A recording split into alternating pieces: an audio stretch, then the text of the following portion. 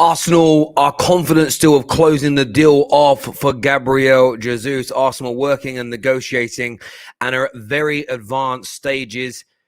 Arsenal will now need to be fast on the final and key details involving the player and the agent to get the deal done and avoid twists. PSG and Tottenham are waiting in the wings, according to Fabrizio Romano.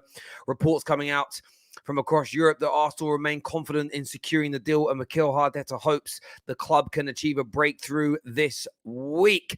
Slightly differentiating reports there. And remember, it was only a few days ago that the Brazilian press, along with a number of European outlets, claimed that the deal to Arsenal was done. He would be an Arsenal football player. Of course, over the past 4 or 5 days, Arsenal fans have been waiting for the breakthrough. What is this breakthrough? And there's a number of theories, a number of thoughts. As we already alluded to, the media are coming in from different angles. Fabrizio, from a personal terms point of view. Some other outlets are saying it's between the clubs. There are some fan theories that maybe, just maybe, this is all going to be announced when he finishes his holiday. This could be the biggest marquee signing of the summer for Arsenal. So, of course, they want to make a splash. But I want your thoughts. I want your feelings. Smash that like and share button. Let's go.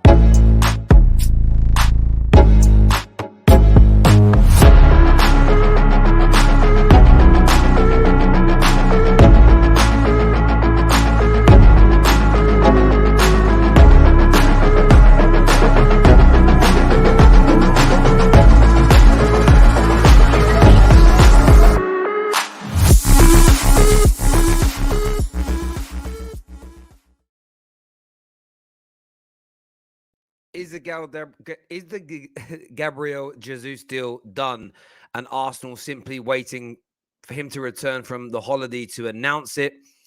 Is it in relation to personal terms with the key details involving the player and the agent to get the deal done and avoid any twists? Or do you believe there is still a differential between Manchester City and Arsenal Football Club? That they're the three big questions in relation to this deal, and there's stories from different angles talking about it. One thing that remains for sure is Arsenal Football Club are the favourites. Depending upon which journalist and which outlets you trust, you get different stories. My take is, I'll get into my take in a minute. Generally speaking, a club won't start submitting official bids as Arsenal are until personal terms have all been agreed. Things are pretty much where you want them to be. But there was a report that emerged very late last night that kind of echoes onto what Fabrizio Romano has got to say there. And this essentially spoke about the amount of money that Arsenal are willing to pay Gabriel Jesus. There's a report of 16 million euros a year being the salary being proposed to Gabriel Jesus. Now, I mentioned that because it kind of couples in with what Fabrizio said, that Arsenal have got to tie those ends off. Now, what you might find is that it's actually just intricate detail now. It's the lawyers reviewing paperwork, making sure all the bonuses and the clauses marry up. Remember, there's often a lot of sponsorship involved, commerciality involved, marketing and image rights. Gabriel Jesus has to have that all cross-reference with the organizations and companies that he's already with. Now, when you're buying players that are less famous, less popular, have less commercial deals, these transfers are often a little bit easier to get done. So don't be surprised to see in the coming days talk of paperwork being reviewed, legal matters being discussed. A case in point with that would be with Man United. They employed Giuseppe Muro. Of course, Jose, one of the most famous faces in football. There was a delay of about 2 to 3 days of the deal being formally announced by Manchester United. The manager had agreed to join. The salary had been discussed, agent fees, everything was where it needed to be. But there was a couple of problems commercially. Man United had a watch sponsor. Jose Mourinho had his own personal watch sponsor.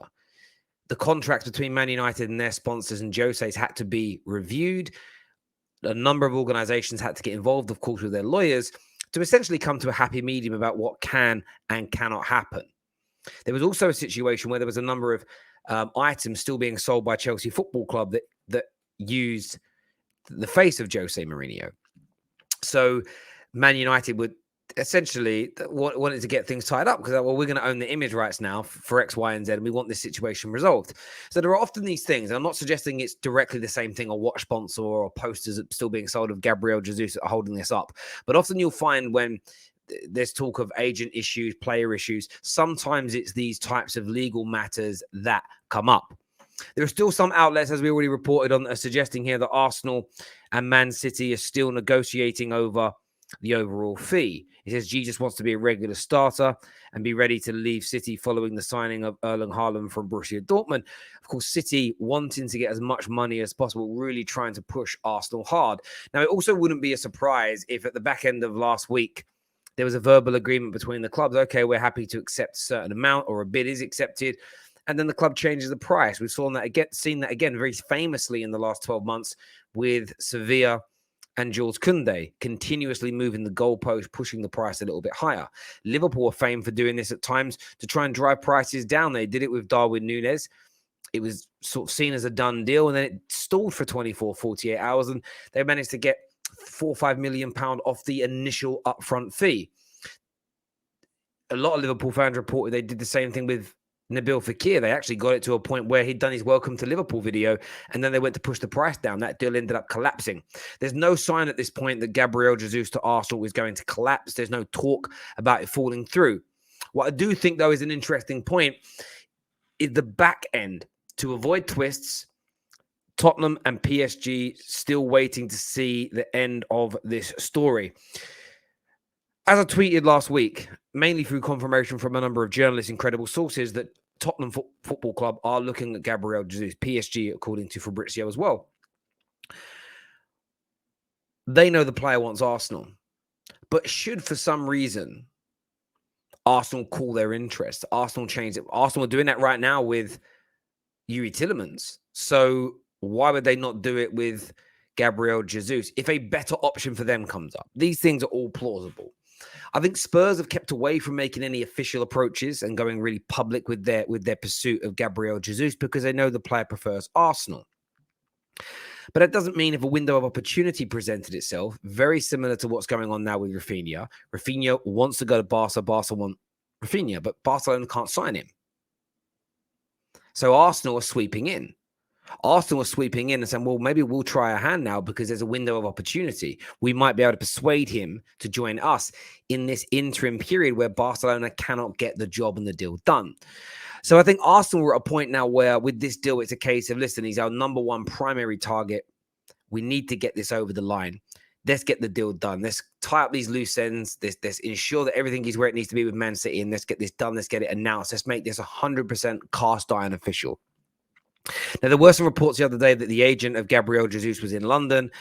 This has been reported as false.